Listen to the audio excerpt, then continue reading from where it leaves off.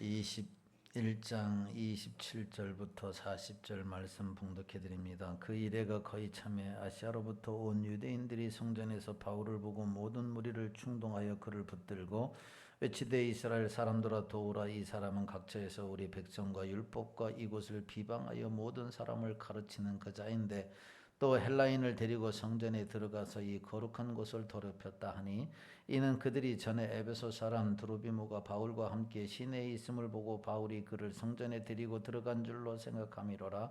온 성이 소동하여 백성이 달려와 모여 바울을 잡아 성전 밖으로 끌고 나가니 문들이 곧 닫히더라. 그들이 그를 죽이려 할 때에 온 예루살렘이 요란하다는 소문이 군대의 천부장에게 들리매 그가 급히 군인들과 백부장들을 거느리고 달려 내려가니 그들이 천부장과 군인들을 보고 바울을 치기를 그치는지라. 이에 천부장이 가까이 가서 바울을 잡아 두 쇠사슬로 결박하라 명하고 그가 누구이며 그가 무슨 일을 하였느냐 물으니 무리 가운데서 어떤 이는 이런 말로 어떤 이는 저런 말로 소리치거늘 천부장이 소동으로 말미암아 진상을 알 수 없어 그를 영내로 데려가라 명하니라. 바울이 층대에 이를 때에 무리의 폭행으로 말미암아 군사들에게 들려가니 이는 백성의 무리가 그를 없이 하고자 외치며 따라가미로라.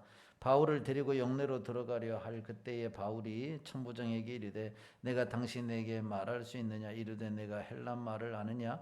그러면 내가 이전에 소요를 일으켜 자객 4,000명을 거느리고 광야로 가던 애굽인이 아니냐. 바울이 이르되 나는 유대인이라 소읍이 아닌 길리기아 다소 시의 시민이라. 청컨대 백성에게 말하기를 허락하라 하니 천부장이 허락하거늘 바울이 층대 위에 서서 백성에게 손짓하여 매우 조용한 후에 히브리 말로 말하니라. 아멘. 할렐루야. 찬양대 찬양으로 하나님께 영광 돌리겠습니다.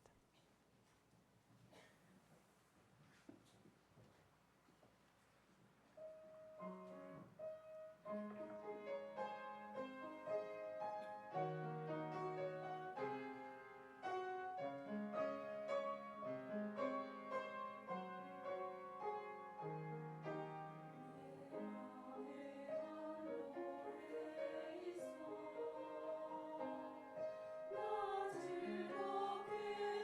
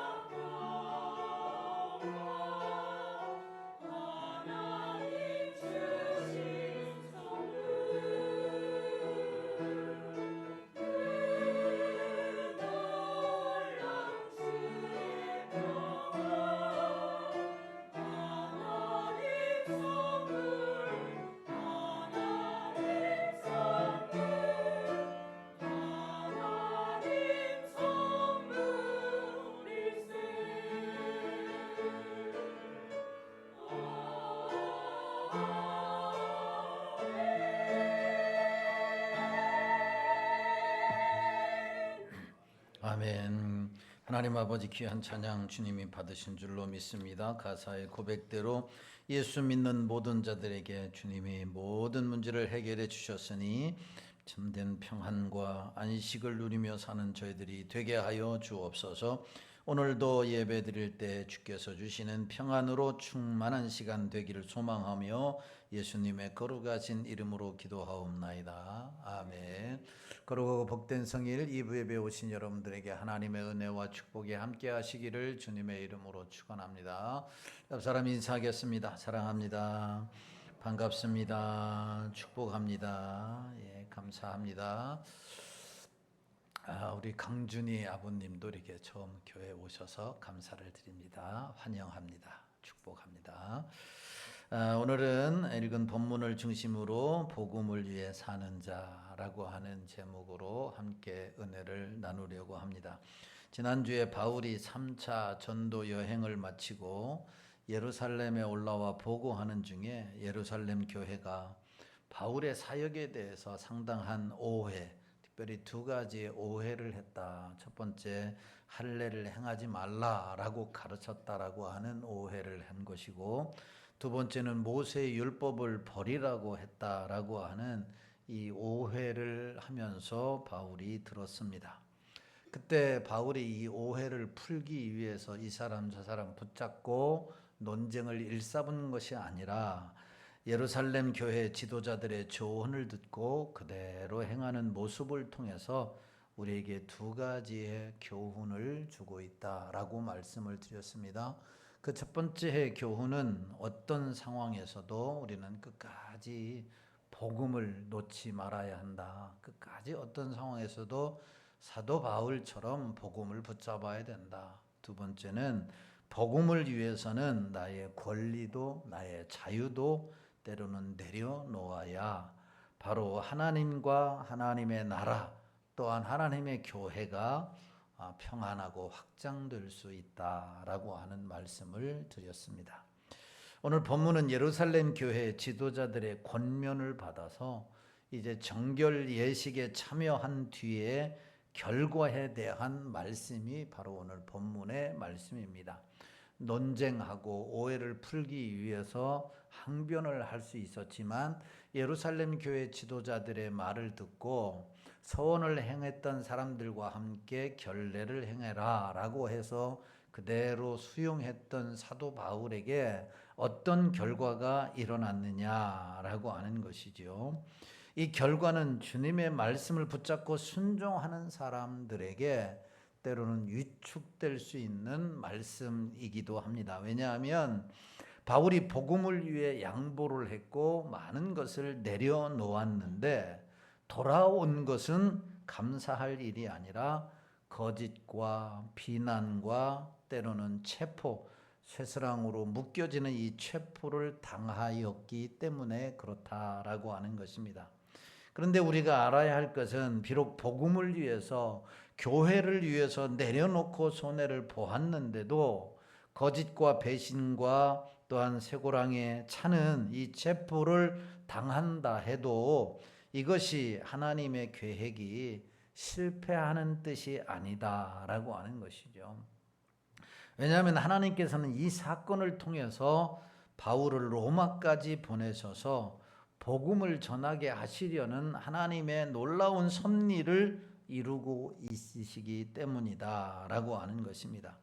그래서 오늘 본문은 주님과 교회를 위해 내려놓고 손해를 보고 또한 오해를 받는다 해도 비난과 고통을 받고 있는 이 바울을 보면서 본문이 우리에게 주는 교훈이 무엇이냐? 다 내려놓았음에도 불구하고 손해를 보고 고난이 찾아오는데 우리가 신앙생활을 하면서 주님을 위해서 교회를 위해서 복음을 위해서 손해를 감수하고 살았는데도 여전히 고난과 비난이 있을 때에 바울이 어떻게 행동했느냐라고 하는 것을 보면서 우리에게 주는 교훈을 찾고자 합니다. 그 첫 번째 교훈이 뭐냐면 하나님의 사람은 주님을 위해서 복음을 위해서 살 때 때로는 비난과 누명을 쓸 수가 있다라고 하는 사실이에요. 그러니까 하나님의 사람이 교회를 위해서 이름 없이 빚도 없이 봉사하고 헌신하고 열심히 신앙생활 했음에도 불구하고 때로는 비난도 받을 수 있고 때로는 누명도 쓸 수 있다. 자, 오늘 본문 27절 말씀에 보면 이렇게 말씀을 해요. 시작. 그 이레가 거의 참에 아시아로부터 온 유대인들이 성전에서 바울을 보고 모든 무리를 충동하여 그를 붙들고. 아멘. 바울이 예루살렘 교회 지도자들의 조언을 받아서 정결 예식을 거의 마칠 무렵에 아시아에서 온 유대인들이 바울을 알게 됩니다. 이들은 대부분 에베소 출신 유대인들이었습니다. 바울이 약 3년 동안 에베소에서 복음을 전했기 때문에 그를 잘 알고 있었습니다.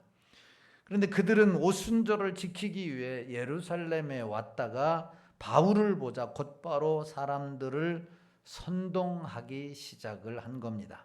28절 말씀에 보면 이런 죄목수로 선동을 하는데 시작.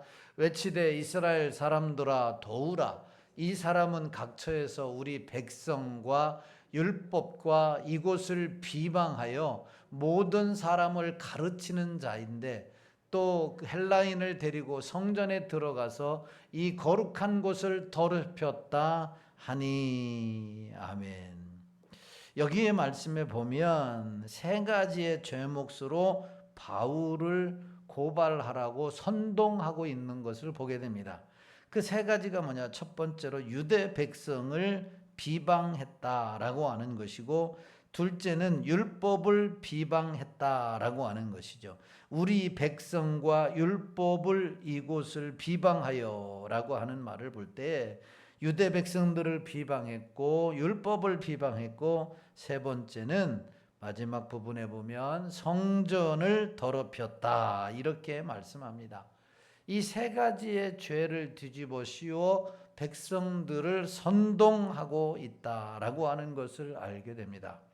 특별히 가장 큰 죄목은 헬라인을, 이방인을 성전 안으로 데리고 들어왔다라고 하는 것입니다. 당시 성전에는 이방인이 들어갈 수 없는 구역이 있었고 이것을 어기면 사형까지 허용되었습니다. 그런데 바울이 이방인을 성전으로 데리고 들어왔다라고 이야기를 하고 있는 겁니다. 그런데 이것은 사실이 아니었던 것이죠. 29절 말씀에 보면 이렇게 말씀해요. 시작. 이는 그들이 전에 에베소 사람 드로비모가 바울과 함께 시내에 있음을 보고 바울이 그를 성전에 데리고 들어간 줄로 생각함이로라. 아멘. 드로비모와 시내에 함께 있는 것을 보고 성전에도 함께 들어갈 것이라고 추측을 한 것입니다. 추정을 한 것이죠. 사실이 아닌데 생각을 한 거예요. 그 사람과 밖에 있었다라고 해서 추측을 한 것입니다. 죄를 입증할 증거도 없는데 생각하고 추측을 한 것입니다.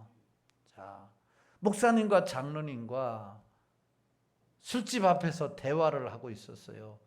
그런데 그것을 성도님들이 보았어요. 야, 목사님과 장로님이 저 술집에 들어가서 막걸리 한 잔 먹고 왔대. 보았어요, 안 봤어요? 그 집 앞에 있었을 뿐이야. 그런데 그런 소문, 그런 추측성 생각들이 얼마나 빨리 번지는지, 왜 이렇게 손이 그런 데는 빠른지, 단축키를 눌렀는가, 막 전화를 돌려서 막 온 성도가 1시간도 안 됐는데 다 알아버렸어요. 다 알아버렸단 말이에요. 바울 시대에도 마찬가지였어요. 바울 여기 보면 드로비모와 시내에 함께 있었어. 이방인이야. 예수 안 믿는 사람이야. 그런데 그 사람과 함께 있었다는 것 가지고 무엇을 더럽혔다고? 성전에 들이고 들어갔다. 성전에 들어갔다라고 하는 이야기를 한 것입니다. 죄를 입증할 증거가 없었어요. 그럼에도 사람들은 이 사실을 확인하기보다 소문을 못 믿고 고소한 것입니다. 잘못을 해도 너무너무 크게 잘못을 한 거예요. 사실 오늘날도 마찬가지예요. 인터넷과 SNS를 통해서 확인되지 않는 이야기가 순식간에 퍼지게 됩니다. 한 사람의 명예를 무너뜨리게 되고 공동체를 흔드는 경우도 많이 있습니다. 우리가 잘 아는 대중가요 가수 장윤정 씨 45세에 사망하다. 장윤정 씨 도경환과 이혼하다. 여러분 이게 사실이 아닌데 SNS에 이것이 모르죠. 가짜를 뭐라고 그래요.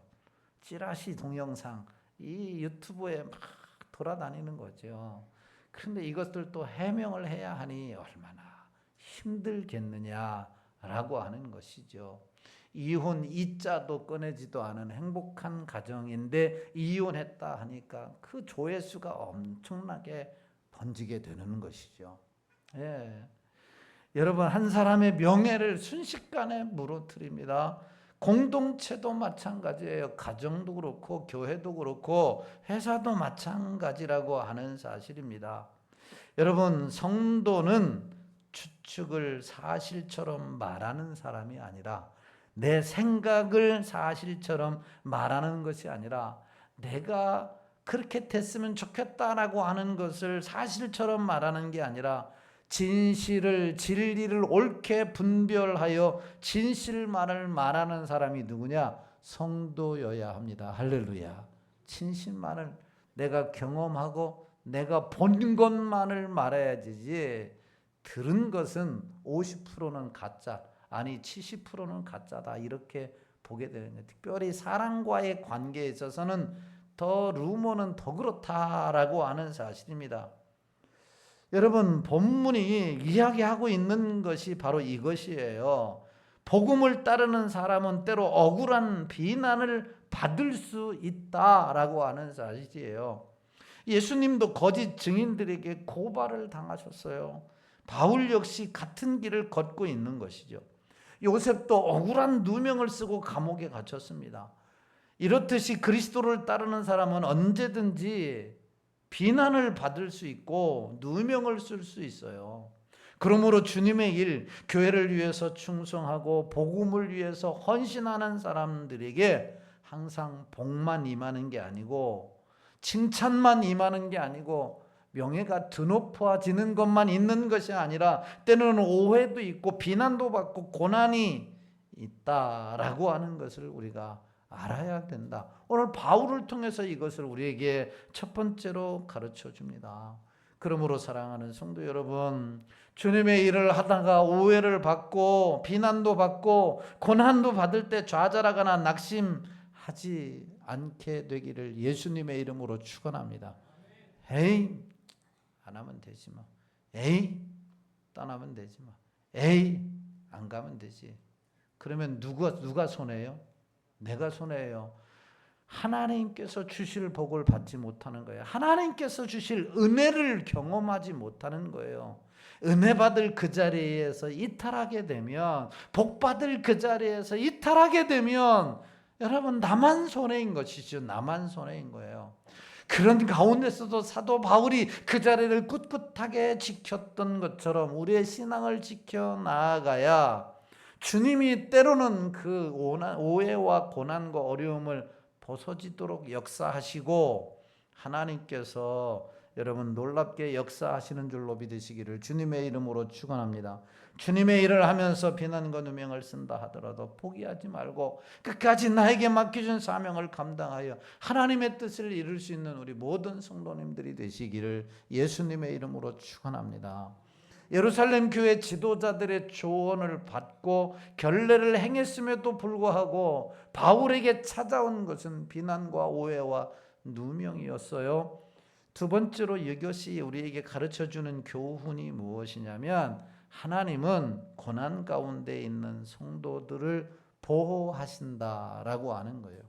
고난 가운데 있는 성도들을 외면하지 아니하고 보호하신다. 30절 말씀을 보십시다. 30절 시작. 온 성이 소동하여 백성이 달려와 모여 바울을 잡아 성전 밖으로 끌고 나가니 문들이 곧 닫히더라. 아멘. 잘못된 뉴스를 접하고 온 성이 소동하였습니다. 온 교회가 소동하였습니다. 사람들은 바울을 성전 밖으로 끌어냈습니다. 군중들은 이유도 정확히 알지 못한 채 분노에 휩쓸렸습니다. 이게 군중 심리예요. 바울은 거의 죽일 지경이 되었어요. 그러나 그때 하나님이 도우심이 임합니다. 그때에 하나님이 31절 말씀을 보세요. 31절 시작. 그들이 그를 죽이려 할 때에 온 예루살렘이 요란하다는 소문이 군대의 천부장에게 들림에 32절 말씀도 보면 그가 급히 군인들과 백부장들을 거느리고 달려 내려가니 그들이 천부장과 군인들을 보고 바울을 치기를 그치는지라 라고 말씀을 합니다. 바울이 위급한 상황을 만났을 때에 32절에 보면 로마의 천부장이 군사들을 이끌고 달려오게 됩니다. 표면적으로 보면 우연은 한 것처럼 보입니다. 그러나 천부장이 우연히 온 것이 아닙니다. 하나님께서 바울을 살려서 하나님께서 바울을 도우셔서 로마까지 보내어 복음을 전하게 하시려고 역사한 줄로 믿으시기를 주님의 이름으로 축원합니다. 우연히 이런 일이 일어난 게 아니라 하나님께서 바울을 살려서 로마에까지 보내서 복음을 전하게 하시려고 역사하셨다. 유대인들은 바울을 죽이려고 했지만 하나님은 그를 도와서 죽지 않게 하셨던 것입니다. 이것을 볼 때 사명자는 결코 사명이 다하기까지는 죽지 않는다라고 하는 말이 진리인 것 같아요. 사명자는 사명이 다하기까지는 죽지 않는다. 어떤 사람만 죽느냐? 사명이 다한 사람만 죽어요. 사명이 다한 사람. 제가 어제 김장로님한테 가서도 이제 기도하면서 이야기하면서 사명자 더 큰 일을 하시려고 또 이런 고난도 주셨다. 사명자는 결코 죽지 않는다. 이런 이야기를 해요. 사명자. 내가 죽을 것 같잖아요. 그래서 결코 죽지 않아요. 사명이 다하기까지는. 그러니까 우리가 죽을 때는 언제냐? 사명이 다할 때입니다. 창세기 39장에 보면 요셉은 형들에게 미움을 받아 팔리게 됩니다. 보디발의 아내에게 모함을 당했고 감옥에 갇히게 됩니다. 당시에는 모두가 다 요셉은 실패자라고 이야기를 했을 것입니다. 그리고 그렇게 보였을 것입니다. 그러나 훗날 요셉은 이렇게 고백을 합니다. 당신들은 나를 해하려 하였으나 하나님은 그것을 선으로 바꾸사 당신들은 나를 해하려 하였으나 하나님은 그것을 선으로 바꾸사 오늘 내가 애굽의 총리가 되었고 모든 나라를 다스리는 자가 되었다라고 말했습니다. 사람들은 악을 계획했지만 하나님은 구원을 계획하신 것이죠. 하나님은 구원을 계획하신 것이죠. 다니엘은 이방 나라의 포로 가운데서도 하나님만 섬기는 신앙을 지키며 살았습니다. 그것으로 극렬히 타는 풀무불에 던져졌지만 하나님은 그를 보호하신 줄로 믿으시기를 바랍니다. 하나님은 그를 보호하셨어요. 그의 세 친구는 신앙을 지켰다라고 하는 이유 때문에 사자굴에 던져졌지만 하나님이 사자의 입을 막으시고 그 세 사람을 보호하셨던 것입니다. 여러분, 아직 바울은 죽을 수가 없었습니다. 하나님께서 로마 군대를 사용하여 자신의 종을 보호하신 것입니다. 놀라운 사실은 하나님께서 믿지 않은 로마 군인까지도 자신의 도구로 사용하셨다라고 하는 것이죠. 로마 군인까지도 사용하셔서 바울을 보호하신 하나님께서 이 험한 세상에서 우리가 믿음의 길을 갈 때에 그 어떤 것도 사용하셔서 우리를 보호하시는 줄로 믿으시기를 주님의 이름으로 축원합니다. 고난이 끝이 아니라 하나님의 사람, 믿음으로 사는 사람은 그 고난 가운데서도 우리를 보호하신다라고 하는 거예요. 잠언 21장 1절에 보면 이렇게 말씀을 해요. 21장 1절 시작. 왕의 마음이 여호와의 손에 있음이 마치 보물과 같아서 그가 임으로 인도하시느니라. 왕의 마음이 누구의 손에 있다고요? 여호와의 손에 있다, 이렇게 말씀합니다. 여러분, 세상을 움직이는 분은 누구냐? 세상을 움직이는 사람은 군중도 아니고, 세상을 움직이는 자는 권력자도 아니고, 여러분, 세상을 움직이는 분은 오직 하나님 한 분이십니다. 할렐루야. 왕을 움직이는 분이 하나님이시다라고 말씀하지 않습니까? 그러면 우리를 움직이시고 우리의 삶을 주장하시는 분은 누구예요? 하나님이시죠. 할렐루야. 하나님이시다라는 거예요. 때로는 우리의 삶에도 이해할 수 없는 고난이 있습니다. 억울한 일을 당할 수도 있고 오해를 받을 수 있어요. 그러나 하나님의 도우심을 믿을 수 있게 되기를 주님의 이름으로 축원합니다. 그럴 때에 우리가 바라봐야 할 분은 주님밖에 없다라고 하는 거예요. 주님을 바라볼 때 주님이 우리를 도우십니다. 할렐루야. 주님을 도우셔요. 쉬운 일은 아니지만 오해를 받을 때, 고난을 받을 때, 핍박을 받을 때, 억울한 일을 당할 때 막 땅을 치고 통곡할 것이 아니라 조용히 하늘을 바라봐야 되는 거예요. 주님을 바라봐야 돼요. 그러면 로마 군대를 이용하여서 바울을 보호하셨던 것처럼 우리 하나님께서는 하나님의 방법으로 우리를 보호하실 것입니다. 여러분, 하나님의 자녀는 우연을 믿지 않습니다. 모든 것을 합력하여 선을 이루시는 하나님의 섭리를 믿는 게 하나님의 사람입니다. 그러기에 고난 자체보다도 고난을 다스리는 하나님을 바라보는 이 믿음이 필요하다라고 하는 겁니다. 혹시 내가 사망의 음침한 골짜기로 다니는 것과 같은 고난의 시간을 지금 지나고 있습니까? 늪에 빠져 허우적거리는 시간을 지금 지나고 있습니까? 우리의 사명을 다하는 날까지 반드시 하나님을, 우리를 보호하신다라고 하는 이 믿음으로 주님을 바라보고 기도하여 하나님의 보호하심을 받아 승리하는 이 한 주간이 되기를 주님의 이름으로 축원합니다. 마지막 세 번째로 오늘 본문의 말씀, 예루살렘 교회 지도자들의 조언을 받아서 결례를 행했음에도 불구하고 오해와 고난과 포로가 되는 이 붙잡힘을 당하는 이 고난이 우리에게 주는 교훈이 뭐냐? 하나님의 사람은 고난 가운데서도 복음 전할 기회로 삼아야 한다라고 하는, 고난 가운데서도 복음 전할 기회로 삼는 사람이 하나님의 사람이다라고 하는 거죠. 고난 가운데서 교회를 떠나거나 복음을 떠나거나 내 사명의 자리를 떠나는 것이 하나님의 사람이 아니라, 하나님의 사람은 그 가운데서도 여러분 그 자리를 지키며 복음 전할 기회로 삼아야 된다. 36절 말씀을 보겠습니다. 시작. 이는 백성의 무리가 그를 없이 하자고 외치며 따라감이라. 여기에 보면 군중은 없이 하자라고 외치며 바울을 따라갔다. 로마 군사에 의해서 압송되어지는 이 바울을 따라가면서 뭐라고 얘기하냐? 바울을 없애자, 바울을 없애자, 바울을 죽이자, 바울을 죽이자.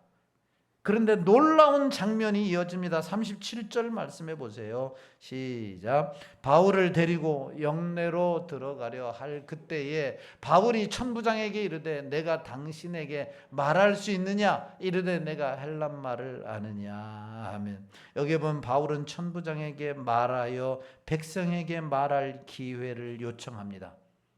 뒤에 있는 사람들은 바울을 향해 뭐라고 외치되고 있는 거예요? 바울을 죽이자, 죽이자, 죽이자라고 하는 이런 소동이 일어나는 그때에 바울이 뭐라고 말하냐면, 천부장에게 말하기를 나에게 기회를 달라, 말할 수 있는 기회를 달라, 말하여 백성들에게 말할 수 있는 기회를 요청하고 있는 것이죠. 보통 사람 같으면 기회를 얻어서 나는 죄가 없습니다, 저 사람들이 오해한 것입니다, 나는 억울합니다, 저 사람들이 낱낱이 좀 조사를 해서 내 억울한 누명을 벗겨주세요 라고 말했을 것입니다. 그런데 바울은 달랐어요.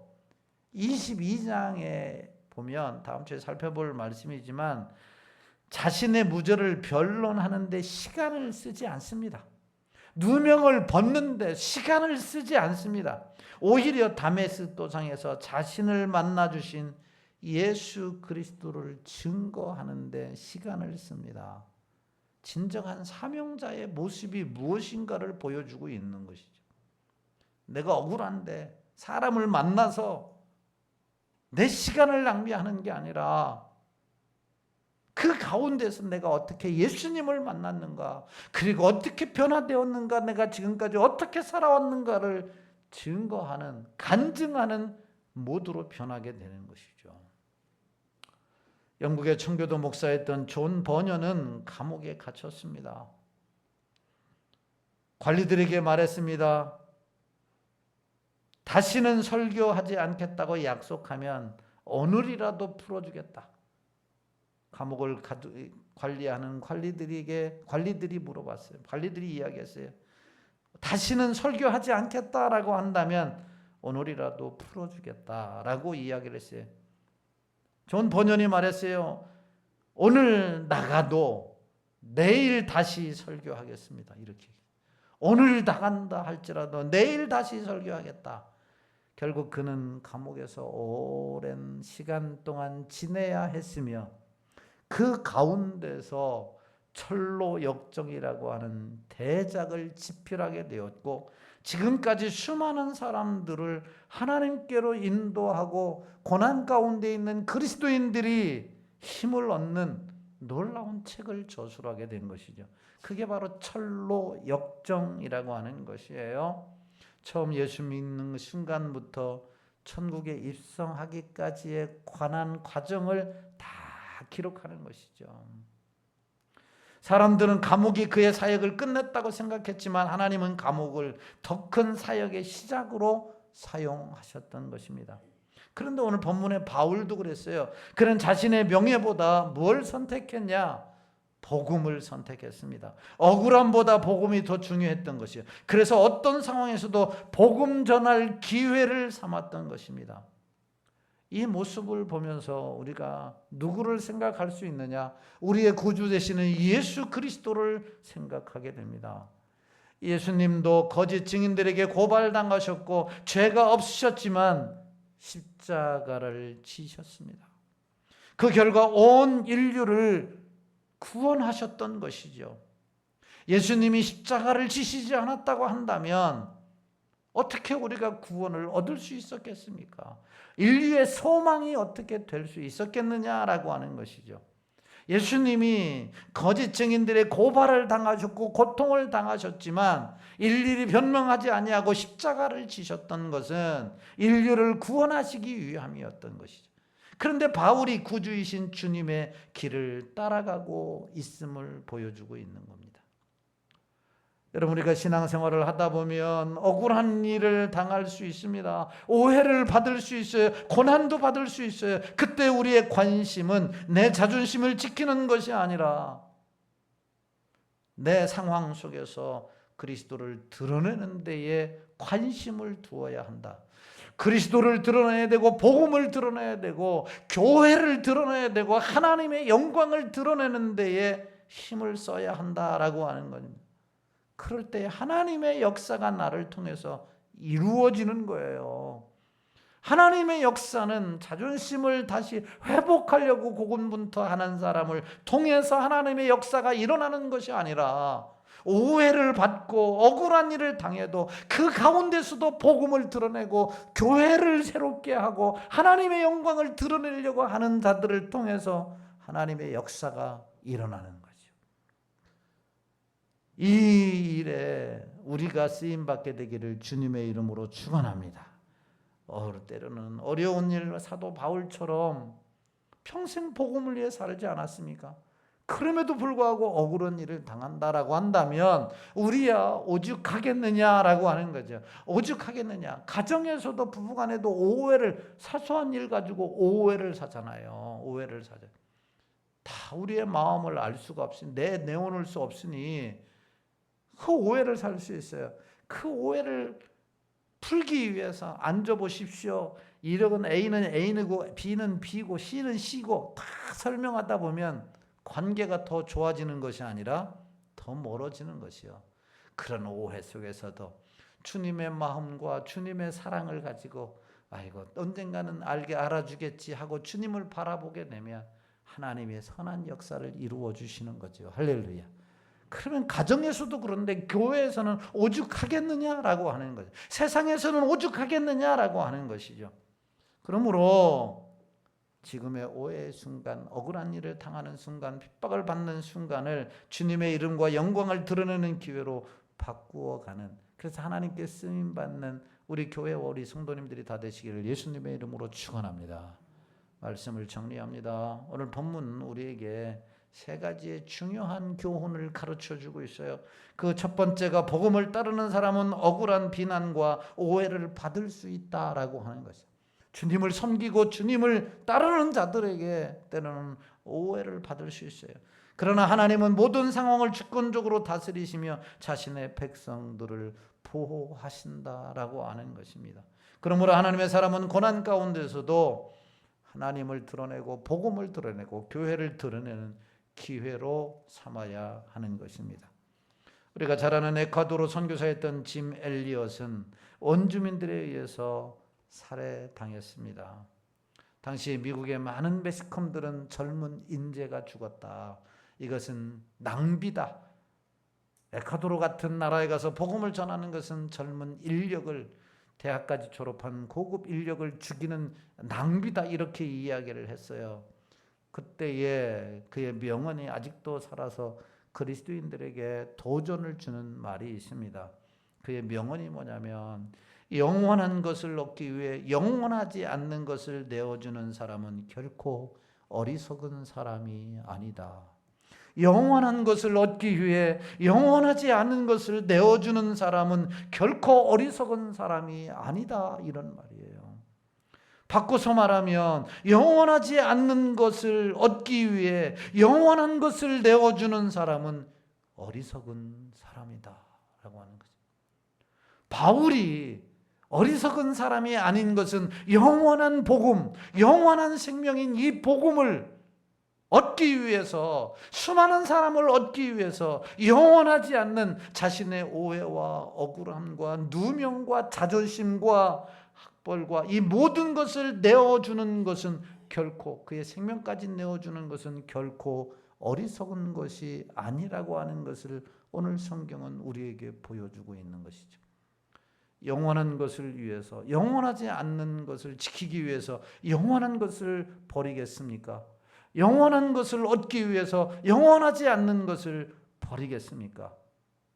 여러분 모두가 다 영원한 것을 얻기 위해서, 주님의 교회를 얻기 위해서, 하나님의 복음을 얻기 위해서 영원하지 않는 것을 내려놓을 줄 아는 우리 성도님들이 되시기를 주님의 이름으로 축원합니다.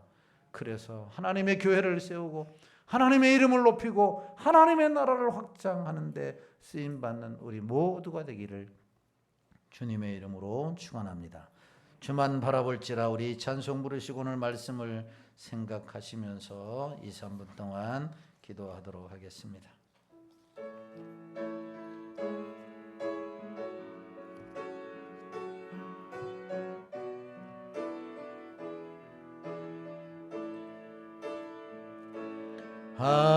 하나님의 사랑을 사모하는 자, 하나님의 평안을 바라보는 자, 너의 모든 것 창조하신 우리 주님이 너를 얼마나 사랑하시는지 하나님께 찬양과 경배하는 자, 하나님의 선하심을 닮아가는 자, 너의 모든 것 창조하신 우리 주님이 너를 자녀 삼으셨네. 하나님 사랑의 눈으로 너를 어느 때나 바라보시고 하나님 인자한 귀로서 언제나 너에게 기울이시니 어두움에 밝은 빛을 비춰주시고 너의 작은 신음에도 응답하시니 너는 어느 곳에 있든지 주를 향하고 주만 바라볼지라. 하나님 사랑의 눈으로 하나님 사랑의 눈으로 너를 어느 때나 바라보시고 하나님 인자 귀로서 언제나 너에게 기울이시니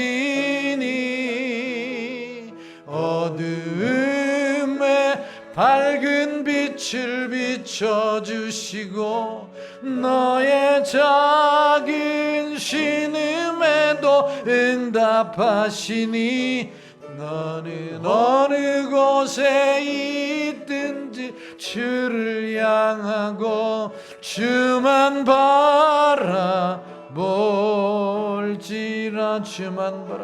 주만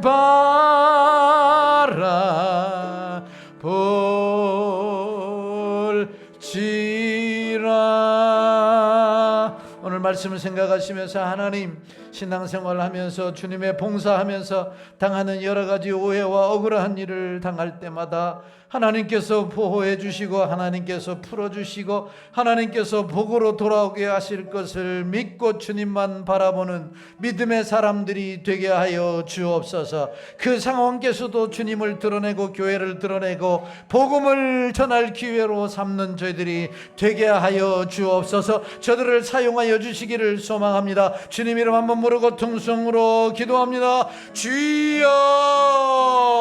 할렐루야. 하나님 아버지 은혜와 사랑을 감사합니다. 오늘도 귀한 말씀 듣고 간절히 기도할 수 있는 은혜를 허락하여 주신 하나님 아버지 감사합니다. 하나님이여 신앙생활을 하면서 하나님이여 교회 생활을 하면서 복음을 가지고 믿음으로 살면서 때로는 우리가 오해도 당하고 억울한 일도 당하고 답답한 일을 당하고 우겨싸움을 당하는 일들이 많이 있습니다. 아버지 하나님이 그때마다 하나님이 반드시 우리를 아시고 하나님이 반드시 우리를 기억하시고 우리의 아버지 하나님 어려운 상황 가운데서 보호하시고 도우셔서 그 상황을 이기게 하실 것을 믿고 주님을 바라보는 저희들이 되게 하여 주시기를 원하옵나이다. 사방이 막별질지라도 하늘은 뚫려 있습니다. 하늘을 바라볼 때 주님께서 우리를 도우시고 역사하여 주실 줄로 믿습니다. 그 상황에서 도리어 복음 전할 기회로 삼게 하여 주시고 하나님의 영광을 드러낼 기회로 삼게 하여 주셔서 하나님의 영광 하나님의 뜻을 이룰 수 있는 저희들이 되게 하여 주시기를 간절히 바라오고 원하옵나이다. 할렐루야. 그리하여 우리 교회를 통하여 하나님이 우리 한 사람 한 사람을 통하여 하나님이여 하나님의 영광을 드러낼 수 있는 저들이 되게 하시고 귀하게 쓰임받을 수 있도록 성령님 역사하여 주시옵소서. 좋으신 하나님 주님만 바라봅니다. 주님만 소망합니다. 믿음으로 바라봅니다. 주님 우리의 마음과 몸과 형편과 처지도 도우시고 역사하시고 선악 가운데 인도하여 주시옵소서. 몸된 교회를 사랑하여 주시고 축복하여 주시기를 간절히 기대하고 소망하며 감사를 드렸고 우리의 기도를 들어주시는 예수 그리스도의 거룩하신 이름으로 기도하옵나이다. 아멘.